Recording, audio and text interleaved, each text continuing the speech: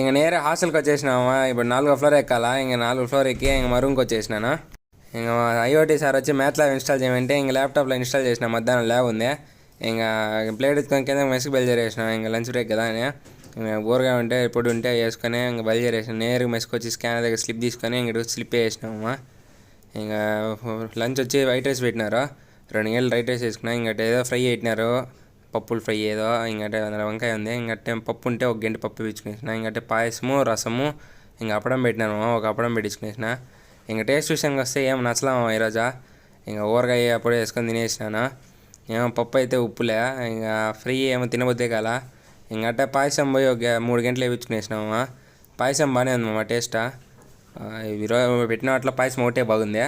ఇంకడికి వచ్చి చూస్తే ఇంకా మజ్జిగ వచ్చి ప్లెయిన్గా పెట్టినారు. ఇంకా పాయసం తాగినాం కదా, మజ్జిగ ఏం తాగుతామని ఇంకా నేరుగా బయలుదేరేసినాం రూమ్కే. సరే మామ ఉంటా అయితే.